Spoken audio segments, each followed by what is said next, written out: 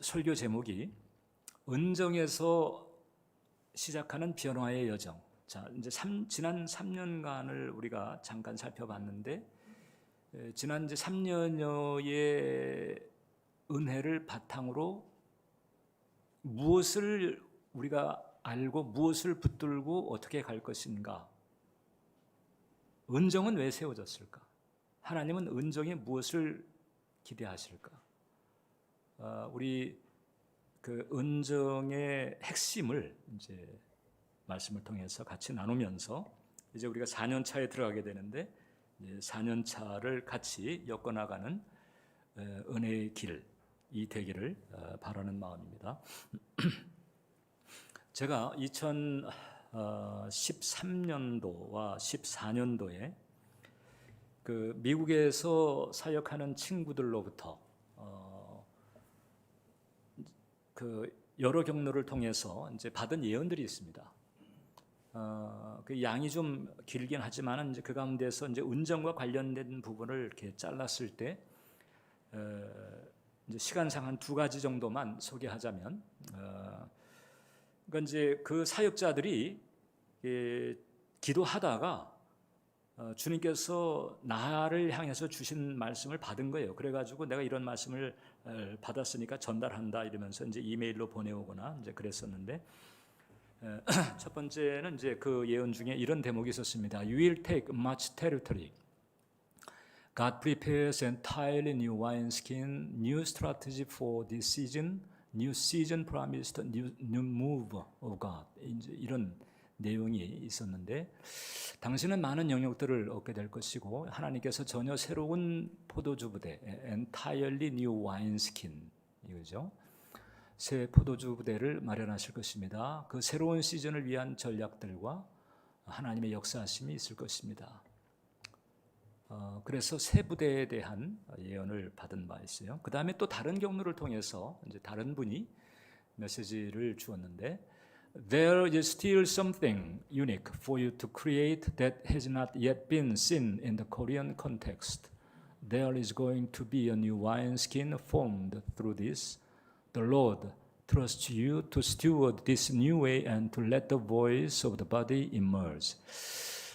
이제 번역하자면, 이제까지 한국적 상황이 없었던 독특한 흐름을, 독특한 뭔가를 만들게 될 것이고, 그 과정에서 새 부대, 역시 이제 뉴 와인스킨이 등장하는 거잖아요. 그리고 또 이 방식을 맡기실 것이고, 주님의 몸의 소리, the voice of the body, 이게 이제 교회를 암시하는 거죠. 주님의 몸의 소리를 바라게 하실 것입니다.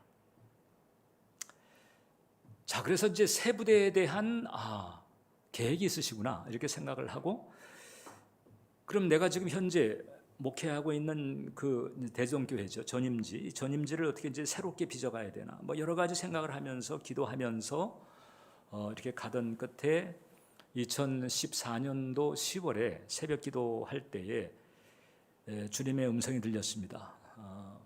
이제 여기를 떠나서 새 부대를 만들라.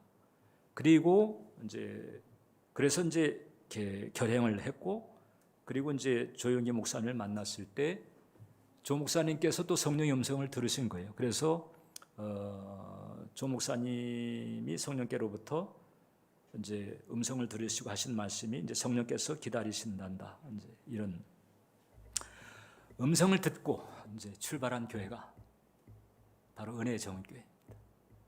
여러분들이 앉아 계신 교회. 30년 넘는 목회의 길을 걸어왔습니다. 이제 그 과정에서 하나님의 축복도 은혜도 체험도 많이 했고, 좋은 일도 많이 있었지만은, 그러나 또 이상과 현실 사이에서 빚어지었던 갈등이 있었고, 그로 인한 갈망이 또 있었습니다. 인생 골짜기를 거쳤습니다. 그런 연단을 받으면서 겪었던 체험들, 회복의 과정에서 받았던 은혜들, 이런 것이 이제 종합적으로 어우러지면서 사람에게 가장 필요한 것이 무엇인가 하는 대목을 확인하게 됐습니다. 그것이 바로 회복이라고 하는 거예요. 회복이 필요하다고 하는 것은 사람이 망가진 상태를 전제합니다. 무엇 때문에 망가졌느냐? 죄로 망가진 거지. 그래서 죄로 망가진 상태, 이 버나드 앤더슨이라고 하는 구약학자는 그래서 이 하나님의 은혜나 사랑을 올바로 깨달으려면 파선한 자의 심정을 가질 수 있어야 된다. 이제 그런 얘기했거든요. 그러니까 이 죄로 망가진 상태라고 하는 전제가 이렇게 와닿지 않는다면 진정한 회심이나 회복이 쉽지 않을 수 있다는 거예요. 왜냐하면 회복이라고 할 때에도 그 회복에 대한 초점이 많이 다를 수 있거든요. 무엇을 회복하냐? 현실적으로 실패하기 이전에 나의 회복, 혹은 뭐 명예의 회복, 무슨 재정의 회복, 건강의 회복, 가정의 회복, 이제 주로 그 일상과 관련된 거기에 초점을 둘 수도 있거든요. 근데 제가 깨달은 것은 몽고하니 하나님 본래 의도의 회복입니다. 나를 향한 하나님의 본래 의도, 여러분들 각자를 향한 하나님의 본래 의도의 회복, 이것이 사람에게 가장 필요하다. 이것을 깨달았습니다. 근데 이제 회복을 하실 분이 하나님이시잖아요. 그래서 이제 은혜 가운데 이제 하나님을 알게 됐습니다. 하나님을 알게 됐는데 또 생기는 문제가 뭔고 하니 그 회복이 더딘 거예요. 아니, 하나님을 만났는데 왜 이렇게 회복이 더디나? 이제 제가 깨달은 게 또 있었는데, 그러니까 출생 때로부터 우리 사람의 내면에 자리 잡은 장애물이 있다는 거죠. 아주 근원적이고 오래된 장애물이 있습니다. 죄, 거짓자, 부정적인 정서, 이 장애물이 있어요. 바울은 이것을 마귀의 견고한 진이라고 얘기했죠. 이 장애물들이 하나님을 알게 됐는데도 하나님과 가깝지 못하게 만드는 거예요. 아예 하나님 모르게 할 뿐만 아니라 하나님을 알아도 하나님과 사이에 친밀감을 느끼지 못하게 합니다. 그래서 교회를 다니지만 그러나 현실적으로는 영혼의 쇠약함을 면치 못하는 그런 고충을 겪고 있는 사람들이 많다는 거죠. 그래서 첫 번째 우리가 이제 살펴볼 것이 이런 장애물들에 대한 거죠. 이런 장애물들, 죄, 거짓자, 부정적인 정서, 대체적으로 이 세 가지 카테고리 안에 거의 다 들어간다고 볼 수가 있거든요. 통상 이제 교회는 전통적으로 죄에 집중을 해왔습니다. 그러나 사실상 죄의 울타리 안에 있으면서도 죄라고 여기지 않기 때문에 경계심이 덜한 이 거짓자나 부정적인 정서가 주는 은밀한 치명성도 이게 무시할 수가 없거든요. 근데 이런 부분들이 결국 첫 번째는 하나님 만나도 하나님과 친하지 못하게 하는 거예요.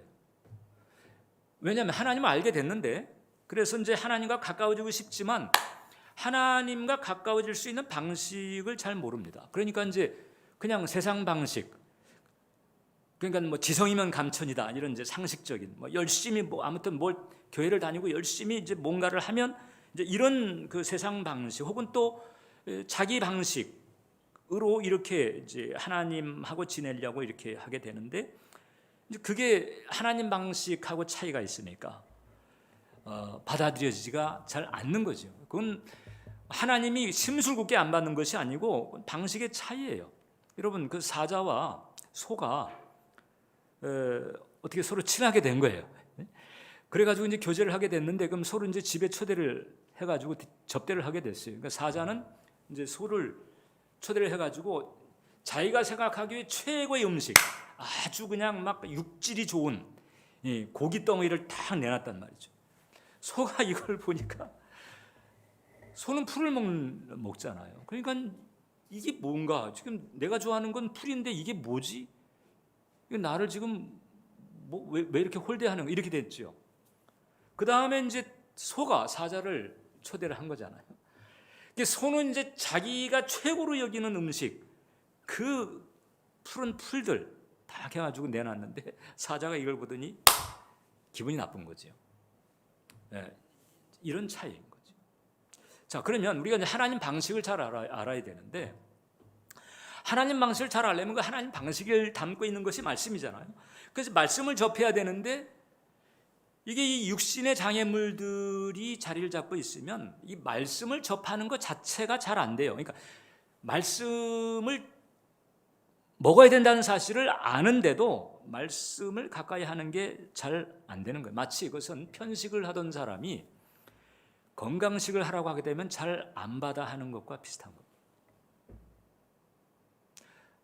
혹은 어떻게 이제 말씀을 접해도 구미에 닿는 쪽으로 쏠립니다. 뭔가 부담이 되거나 좀 버거운 이런 말씀은 이제 그냥 패스합니다. 그러니까 전체적으로 영성이 불균형이고, 그러니까 전반적인 순종이 잘 안 되고 있는 거죠. 그러니까 순종이 잘 안 되고 있으니까 이제 하나님과의 관계가 틀어진 부분이 있고, 교회는 다니죠. 교회는 다니지만 그런 하나님과 사이에 그 왜곡된 부분 때문에 친밀감이나 신령한 기쁨을 얻기가 힘든 그런 상태가 있어요. 어거스틴이 그 위대한 신학자잖아요. 초대교부였고, 이 참회로 가운데서 이제 자기 그 신앙의 여정 가운데 이런 때가 있었음을 이렇게 토로한 적이 있어요. 나는 아무리 맛있는 빵도 병든 입에는 쓰고 해맑은 눈에는 아름답게 보이는 빛도 병든 눈에는 짜증스러울 뿐이라는 사실을 깨달았습니다. 타락한 자들은 주님의 의로움조차도 불쾌하다고 생각합니다. 불쾌라고 하는 단어가 조금 강하면 이 부담을 느낀다, 이렇게도 표현할 수 있죠. 이런 이제 지장을 받고 있는 거죠. 두 번째는 교회를 다니면서도 죄를 극복하지 못합니다. 왜냐하면 이 육신이 세다 보니까 이제 죄를 놔야 된다는 사실을 아는데 죄를 놓는 게 잘 안 되는 거예요. 벌써 사실상 중독 상태에 있는 것과 같은 거죠. 그리고 또 한편에는 이제 죄가 좋은 부분이 있는 거예요. 여러분, 이 죄라고 하는 것이요, 마치 이제 이게 미끼와 같아요. 물고기 입장에서 미끼를 딱 처음 물어가지고 미끼를 그때 그 반짝하는 그 즐거움 때문에 끝나는 거잖아요. 그 죄라고 하는 게 그런 속성이 있거든요. 그 사악한 쾌감이 있는데 그거를 이제 뿌리치지 못하는 거예요. 그래서 고민하면서도 죄를 떨어버리질 못합니다. 어거스틴이 이제 그 비슷한 체험을 한 바가 있다는 거잖아요. 진리를 확신하고 있으면서도, 즉 이제 주님을 알았다는 얘기예요. 그런데도 나태하고 졸린 음성으로 잠시만요, 곧 일어나죠, 잠깐만 참아 주십시오라고 말하며 늑장을 부렸습니다. 하지만 잠깐만이란 말은 결코 줄어들 생각이 없었고, 조금만 더라는 말은 터무니없이 오래 계속되었습니다. 그러다 보니까 이 영성의 상태가 비유하자면 마치 구약시대 성막에서 세상과 번제단 사이에만 왕복하는 수준을 넘지 못하는 거예요. 자, 저희 보면 저 성막이잖아요. 이제 바깥에 세상이 있어요. 저기는 먼지, 얼룩, 때 가득합니다. 이제 그러다가 이제 성막문을 열고 들어가면 거기 지금 벌건 불과 까만 연기가 피어오르는 데 있잖아요. 거기가 바로 번제단이지요. 거기는 이제 희생제물의 피를 받아가지고 뿌리고 내장을 태우는, 즉 이제 이 죄사함 받는 이런 장소죠. 그런데 이제 사실상 하나님의 임재는요, 저 뒤에 보이는 그 건물 성소죠. 성소 안에 또 지성소가 있고, 저 뒤에 하얀 그 구름 기둥 같은 데가 있는 곳이 지성소지요.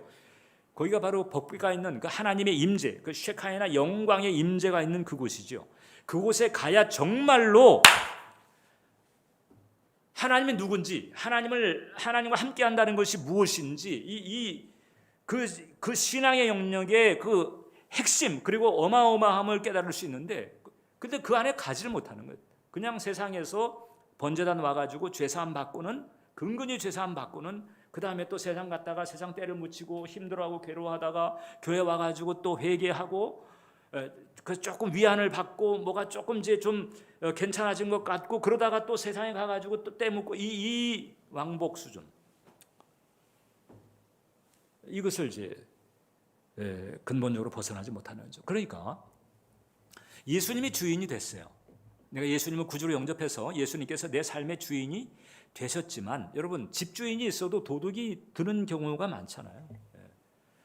예수님께서 주인인데 내가 내 육신의 이 죄 혹은 거짓자 부정적인 정서, 이게 틈이 돼가지고 이 개구멍처럼 틈이 돼가지고 이 도둑들이 틈타는 겁니다. 마귀와 악한 영들이 도둑들처럼 틈타가지고 그래서 평안을 도적질하고 축복을 도적질하고 행복을 도적질하고 이런 도적질 당하는 일들이 벌어집니다. 그래서 이 육신이 센 사람은 센 대로, 약한 사람은 약한 대로 이 도둑 수준이 달라져. 어떤 이는 그래서 좀도둑 수준의 이제 일을 겪는가 하면 어떤 사람은 강도 수준의 일을 겪기도 하고 아예 어떤 경우는 살인 강도 수준의 일을 겪어요.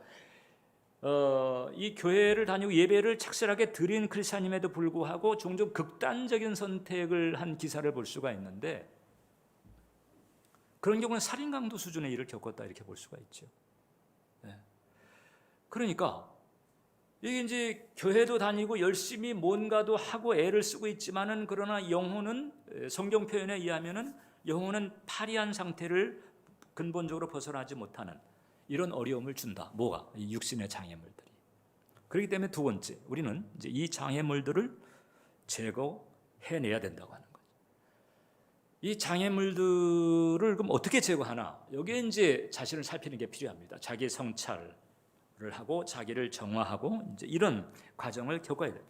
이 육신의 세력, 이 죄나 거짓자나 부정적인 정서를 뿜어대는 이 육신의 세력이 얼마나 자리 잡고 있는지, 언제부터 자리 잡았는지, 그리고 어떻게 활동하고 있는지를 이것을 이제 분별을 하고 이제 그것을 정리해야죠. 이게 바로 이제 치유 회복 과정에서 일어나는 것이고, 그리고 이제 새로운 피조물로서의 삶을 살기 위해서 힘써야 되는 부분이 있습니다.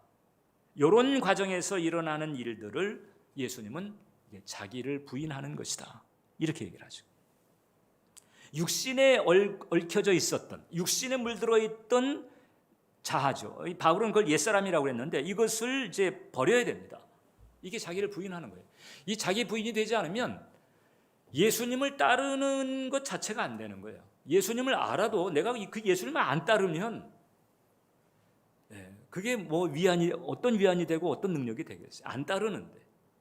근데 교회 안에서 이제 그런 상황들이 있다는 거예요. 언제 자기를 부인하지 않을 때 그렇다. 마태복음 16장을 보면 이에 예수께서 제자들에게 이르시되 누구든지 나를 따라오려거든 자기를 부인하고 자기 십자가를 지고 나를 따를 것이니라. 그러니까 예수님과 함께 동행하는 수준을 가려면 자기를 부인하고 십자가를 져야 된다. 이 자기 부인이 안 되는 게 이제 우리 현대 교회의 특히 한국 교회의 문제라고 지금 많이 지금 반성하고 있는 거잖아요. 자기 부인이 안 됐다고 그러니까 이제 교회 다니지 않는 어떤 분이 그 교회는 나가면 그 집안이 이렇게 좀 어수선하냐? 왜 그 사람마다 자기 부인이 안 됐다? 부인이 어떻게 했길래 자기 부인이 안 됐냐고 이렇게 우스갯소리처럼 돌아다니는 얘기도 있습니다만. 이렇게 자기 부인의 과정을 통해서 육신에 얽힌 옛사람을 이렇게 벗어버릴 때 그때 어떤 일이 벌어지느냐? 이제 진정 그리스도와 온전한 연합을 이루게 되죠. 이 그리스도 안에 거한다고 하는 것, 그리스도와 연합한다고 하는 것이 어떤 것인가를 비로소 그 단계에서 비로소 이제 실감할 수 있게 되는 거예요. 그리고 그렇게 되면 그 다음에 또 일어나는 그 은혜가 있는데 비로소 성령께서 생수의 강처럼 풀어지는 축복이 열리게 됩니다. 고린도후서 4장 11절인데 우리 살아있는 자가 항상 예수를 위하여 죽음에 넘겨짐. 바울은 예수님 말씀하신 그 자기 부인이라고 하는 것을 이렇게 표현한 거예요. 예수를 위하여 죽음에 넘겨짐. 이것은 죄, 거짓자, 부정적인 정서, 이것을 치유와 훈련을 통해서 십자가에 못 박는 거거든요. 이렇게 되면 그 다음에 예수의 생명이 우리를 통해서 나타나는 거예요. 사도행전은 바로 이제 그 같은 또 하나의 증거인 거죠. 그런데 지금 이제 현재 우리의 그 고민은 뭔가 하니 이 자기 부인이 안 된 상태에서 교회를 다니면서 뭔가를 하고 있는 거예요. 육신의 장애물이 제거되지 않고 있습니다. 그러다 보니까 교회 다니면서 뭔가를 하고 있지만은 이게 뭘 얹어놓는 수준이지 바뀌어진 즉 변화된 영어로 할 때는 이제 그게 체인지 정도가 아니고 트랜스포메이션이죠. 이게 안 된 거죠.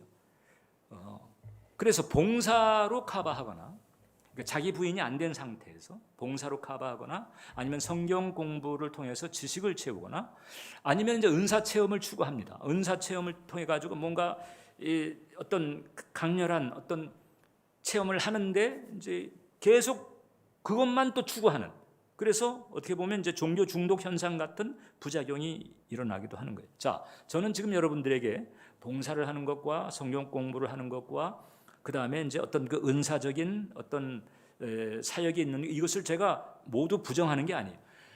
제가 지금 문제 삼는 것은 자기 부인이 안 된 상태에서 이제 그런 것들을 말하는 거죠.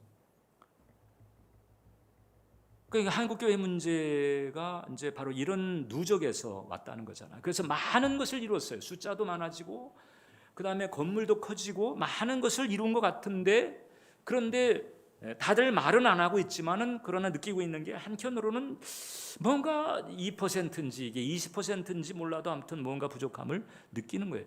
계속 이러는 게 맞나? 이렇게 가도 괜찮나? 하는 고민을 하는 거죠. 그래서 이제 나오는 얘기가 베이직으로 돌아가자.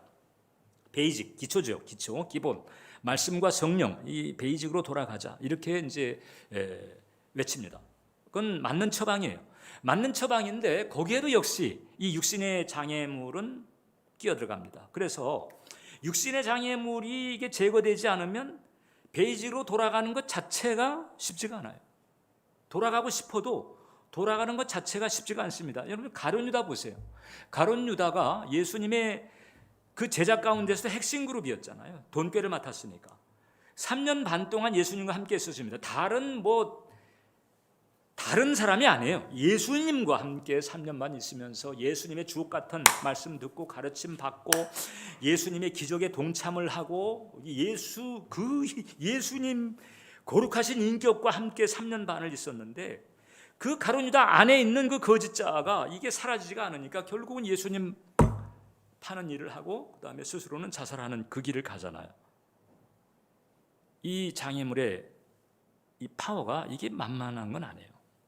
베이직으로 돌아가야 되는 건 맞는데 자기 부인 이 과정이 안 돼 있으면 이게 마음은 원인데 안 되는 거죠. 그래서 우리가 치유를 받고 영성 훈련을 하는 것이 필요한 거죠.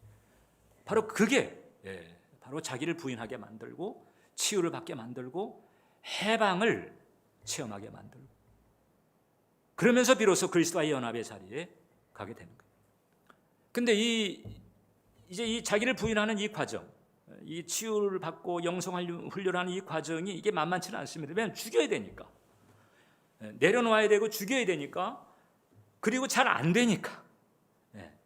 그러니까 이게 쉽지가 않거든요. 그러니까 힘든 거예요. 시간 내기도 힘들고 또 시간 낸들 잘 안 돼가지고 실망하는 경우도 많고, 그러다 보니까 꼭 이렇게 힘들게 해야 되나? 그냥 주일 예배 한번 드리고 그냥 착하게 살면 안 되나? 이제 이렇게 자꾸 이제 움츠리려고 하지요. 그렇게 해도 안 될 건 없어요. 대신에 영혼이 쇠약한 상태에는 벗어나기가 힘들다. 영성 훈련 같은 것을 하는 목적은 뭐냐? 자기를 부인하기 위해서. 그리고 하나님과 온전한 관계를 맺고 하나님과 친밀한 관계에 들어가기 위해서입니다. 그렇게 되면 뭐가 따라오느냐? 하나님의 풍성함이 오지. 하나님의 풍성함. 저는 이것을 각자의 사도행전을 찾는 것이다 이렇게 말합니다. 혹은 또 하나님 나라가 열리는 것과 같다 이렇게 봅니다. 사도행전이라고 하는 것은 뭐예요? 그 사도행전의 기록은 우리에게 뭘 가르쳐 줍니까? 거기에 이 죄인이었던 사람들이 제자 훈련 받고 성령 받은 그다음에 이제 자기를 부인하고 그리스도와의 연합의 상태에 들어간 나머지 하나님 나라가 열리면서 그 하나님 나라를 맛보게 되고 그다음에 하나님 나라가 부러지게 되는, 하나님 나라를 살아내는, 세상에 썩어질 것, 세상의 스펙이라든지 무슨 세상적인 자원 이런 것에 일비하면서 그냥 이렇게 하는 게 아니고 하나님 나라의 열림을 통해서 하나님 나라를 살아내고 풀어내는 이 삶이 사도행전이잖아요. 이 사도행전은 여러분 모두에게 사실상 예비가 돼 있어요. 그 사도행전적 레벨은 모두에게 예비가 돼 있습니다. 하나님은 그것이 풀어지게, 그 회복이 되고 그것이 풀어지게 되기를 원합니다. 그게 바로 하나님의 본래 의도, 그래서 세 번째, 그래서 우리는 이제 하나님 나라를 살아내는 삶을 살아야 된다. 자기를 부인해야 되는 이유, 자기를 십자가에 못 박아야 되는 이유는 뭔고 하니 하나님 나라라고 하는 어마어마한 나라가 있다. 보이는 것과 보이지 않는 것을 통틀은 어마어마한 스케일의 나라가 있는 거예요. 거기서 지구라고 하는 행성은요, 점 하나보다도 못한 그런 스케일에 불과합니다. 어마어마한 나라가 있고 그 어마어마한 나라의 주권자 되시는 그 하나님께서 십자가를 통해서 증거하셨듯 우리를 사랑하시고 나를 사랑하시는 이 하나님의 사랑이 있기 때문에 그래서 우리는 자기를 부인하고 거기에 속하고 그 나라에 속하고 그 사랑 안에 거해야 된다. 근데 우리 안에 이 육신에 얽힌 자기가 꽉 찬 통에 하나님 나라가 열리지가 않는 거죠. 더군다나 우리가 살고 있는 이 시대는 갈수록 이제 인간의 자아를 강조합니다. 자기를 과시하라고 하고 자신의 능력을 돋보이라고 이렇게 계속 교육이 그렇고 그다음에 광고가 그렇습니다. 미디어를 통해서 얼마나 공세가 날라오는지 몰라요. 미디어를 통한 그 아주 다양한 레파토리를 통해 가지고 이렇게 자아를 강화시키는 이런 공세를 하고 있어요. 그리고 이제 그걸 통해서 사람들은 이제 모두 다 인정 욕구의 포로가 되어 있습니다. 뭐 재정을 통해서든지 권력을 통해서든지 뭐 아니면은 뭐 외모를 통해서든지 심지어는 자기 자식들조차도 과시의 수단처럼 이렇게 생각하면서 살아가는. 그리고 이 세상 자체가 이제 그런 판으로 가게 되니까 대부분 사람들이 거기에 짜맞춰 가지고 또 그렇게 살아야 되는가 보다 하면서 이제 그 길을 따라갑니다. 그래서 그냥 어떤 규격 제품처럼 살아가는 이게 이제 우리의 현실이거든요. 이게 바로 이제 이 세상이라고 하는 거잖아요. 근데 이 세상에 이런 이 관성이라든지 이런 장력 이것을 우리가 우리의 의지와 우리의 노력 가지고 넘어설 수가 없어요. 넘어설 수가 없어요. 오직 이런 이 세상의 장력을 넘어서게 만드는 길은 어디서 오는 거 아니? 하나님의 사랑에서 오고 성령의 역사에서 온다. 하나님의 나라를 깨닫게 하고 하나님의 사랑을 깨닫게 하시는 성령의 역사가 우리 가운데 임할 때 그때 비로소 깨달음이 임하고 각성이 임하고 치유가 임하고 해방이 임하게 된다. 비로소 진정한 자유를 찾게 되는 거지. 그런 이제 과정에서 우리는 이런 일에 부딪히고 저런 일을 겪고 이렇게 하면서 연약함과 상처를 다 가지고 있어요. 가지고 있어요. 사실상 연약함과 상처 때문에 사람들은 가난해진다고 볼 수가 있습니다. 그래서 하나님이 그런 부분들을 허락하시는 그런 상황입니다. 그러나 이 연약함과 상처를 가지고 주님 앞에 나아가서 그래서 이것이 왜 이렇게 비롯되었는지를 분별하면서 또 주님을 의지하면서 깨달음, 각성과 치유 그리고 이 회복의 과정을 거쳐가게 되면 그러면 나의 그 연약함과 상처가 오히려 축복의 도구가 되고 통로가 된다. 작가인 로버트 블라이라고 하는 사람이 그의 책에서 이런 얘기를 했습니다. 어떤 사람의 상처가 있는 곳 바로 거기에 그 사람의 천재성이 있을 것이다. 자신의 얘기일 수 있습니다. 그리고 사실상 둘러보게 되면 그 상처를 극복하면서 귀하게 쓰임받는 사람들의 예는 허다합니다. 상처, 흉터 이런 것을 영어로 스카라고 하잖아요. 근데 이제 하나님은 우리가 이 각성과 그다음에 치유 회복을 통해서 그 스카를 스타처럼 이렇게 만들어 주시는 분. 우리가 묵상과 기도, 양육 이런 그 영성 훈련, 제자 훈련을 우리가 해야 되는 이유가 바로 여기 있는 거죠. 우리 내면에 있는 그 견고한 진을 무너뜨리는 작업. 그런 과정을 거치지 않으면 그 내면의 견고한 진은 쉬이 무너지지 않습니다.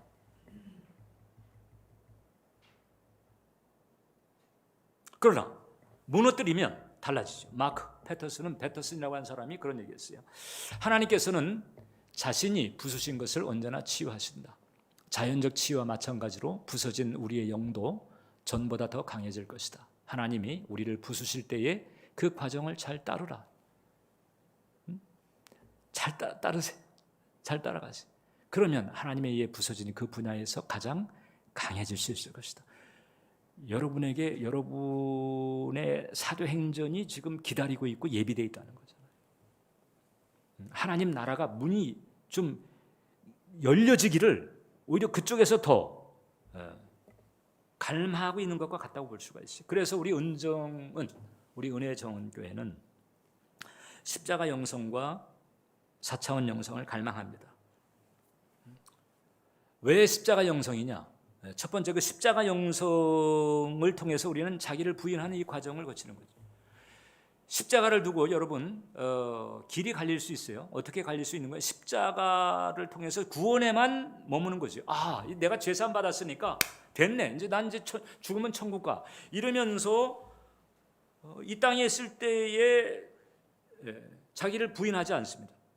구원받은 데서 그치지 않고 자기를 부인해야 예수님을 따르는 길을 갈 수 있는데, 구원은 받아놓고 자기를 부인하지 않으니까 예수님과의 사이는 거리가 있는 거죠. 그 벌어진 간격에 걔네들이 들어와서, 그놈들이 들어와가지고 설치는 거잖아요. 그래서 우리는 자기를 부인하는, 이것을 중요하게 생각합니다. 그래서 치유와 해방을 겪으면서 그리스도와 연합이라고 하는 자리를 우리가 가고자 애를 쓰는 거죠. 두 번째는 4차원 영성을 이제 우리는 또 주중하게 생각합니다. 4차원 영성, 이건 이제 이게 비유적인 이제 표현이죠. 이것은 성령의 언어를 통해서 하나님께 듣는 거죠. 하나님께 들으면서 이제 하나님의 계획을 깨닫고, 그 다음에 나의 데스티니를 깨닫는 거예요. 그 하나님의 계획 가운데서 내가 해야 할 일, 내가 가야 할 길, 이 부분을 이제 깨닫는 거죠. 그때 비로소 이제 그 데스티니를 이루는 삶이 가능해지게 됩니다. 이것을 또 다른 말로 우리가 이제 목적을 이루는 삶이라고 할 수가 있어요. 이런 차원이 열렸을 때 이 삶이 가장 행복한 삶이고 의미 있는 삶이고 값진 삶이다. 우리가 이 길을 갈 수 있어야 되고, 주님은 우리가 이 길을 가기를 또 원하신다는 거죠. 그래서 우리 은혜의 정원교회는 이 십자가 영성과 4차원의 영성을 통해서 치유와 자유를 얻고, 그리고 데스티니를 깨달으면서 이제 하나님 나라를 살아내는 그 길로 갈 수 있도록 세워진 교회. 하나님이 그 사역을 하도록 저를 불러내셨고, 그리고 은정을 세워주셨고, 여러분들이 함께 동참한 거죠. 여러분들이 대부분 이제 신앙생활 하다가 이제 우리 교회에 함께 동참한 분들이 많습니다. 그 이전에 여러분들이 어떤 신앙의 패턴이 있었고 또 신앙의 스타일이 있었죠. 주님께서 어떤 은정이라고 하는 울타리 내에서 함께 하셨을 때 이제 여기에 이제 마음을 이제 같이 하기를 원하시는. 하재성 교수라고 이제 그 신학 교수 한 분이 있습니다. 그분이 이제 한 얘기가 있어요. 근데 그 부분이 쓴 글인데, 이 글이 우리 은혜의 정원교회에 딱 들어맞는 글입니다. 제가 읽어드리겠습니다. 한국 교회가 따뜻한 인격성보다 차갑고 무거운 교회당 건축에 열을 올리기 시작하면서 한국 교회의 쇠퇴기는 시작되었다. 성도들의 희생과 부담은 가중되면서 사역의 비인격성은 기독교가 가야 할 길을 잃게 만들었다. 숫자의 부흥을 위한 강박성으로부터 자유하고 하나님께서 기대하시듯 한 영혼의 치유에 집중해야 한다. 한 번에 한 사람이다. 비록 내가 섬기는 교회가 중소형의 아담한 교회라 하더라도, 그로 인해 성장이 좀 더디어진다 하더라도 나에게 맡겨주신 한 생명이 얼마나 소중하고 귀한지 알고 거기에 몰입해야 한다. 이 메시지는 목회자한테 주어진 메시지만이 아니고요, 중직들에게, 우리 같으면 정원직이죠, 리더들에게, 그리고 지금 리더가 아니라도 장래는 다 리더잖아요. 세월이 가면 리더가 될 거잖아요, 여러분들이. 할렐루야. 아멘 소리가 적습니다. 다 들어야 될 일이죠.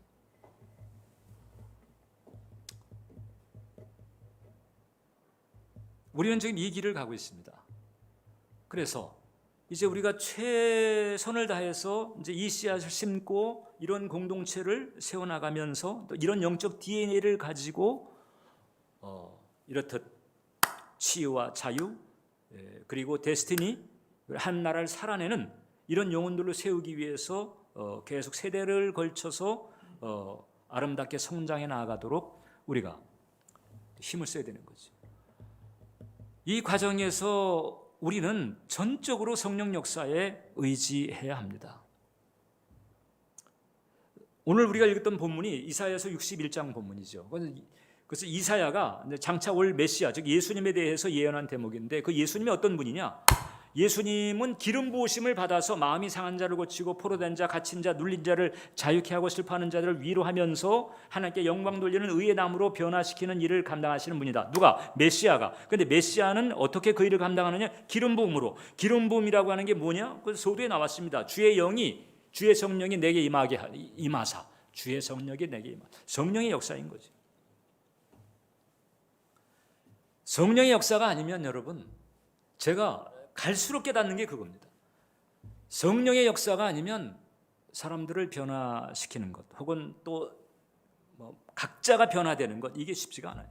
성령의 역사가 아니면 세상을 향한 그 애착, 세상 것에 대한 집착, 혹은 인간이 지니고 있는 그 자기 중심성, 이것을 극복하게 하기가 쉽지가 않습니다. 철저하게 성령의 역사를 의지하는 것. 우리가 이제 힘쓰고 애를 써야 되는 부분이 있긴 하지요. 그러나 전적으로 성령 역사에 의존하면서 주어진 부분, 해야 될 부분을 우리가 최선을 다하는 거예요. 리차드 포스터가 그런 얘기했습니다. 우리가 우리의 의지와 노력으로 죄를 물리치고 승리할 수 있다고 생각하는 그 순간이 우리가 우리의 의지를 숭배하는 순간이다. 내가 할 수 있어. 내가 노력만 하면 되지. 난 맘만 먹으면 돼. 이게 벌써 아니라는 거잖아요. 네. 지금 이 리차드 포스터가 지적했던 대표적인 사람들이 어떤 사람들이? 바리새인들이죠. 바리새인들은 자기네들이 할 수 있다고 생각했던 거잖아요. 그건 엇나간 상태인 거죠. 이게 이제 영성을 추구했던 사람들은요, 그게 사막이 됐든지 무슨 깊은 산속이 됐든지 아니면 수도원이 됐든지 아니면은 골방이 됐든지 기도할 때 그네들은요 철저하게 겸허한 심령으로 기도를 했습니다. 하나님, 우리를 불쌍히 여기소서. 우리가 죄인입니다. 어떨 때는 기도 자체가 그 구절로만 계속 반복이 되는 거예요. 그게 유명한 예수 기도잖아요. 계속 우리를 불쌍히 여기소서. 죄인입니다. 철저하게 긍휼을 구하면서 하나님의 도움을 구하는. 우리가 이제 그런 심령을 가지고 이렇듯 십자가의 영성과 4차원의 영성으로 우리가 함께하면서 속을 나누면서 보다듬으면서 격려하면서 지지하면서 중보하면서 이렇게 나아갈 때 하나님 나라가 열리고 하나님 나라가 풀어지는, 그리고 하나님 나라를 살아내는, 할렐루야.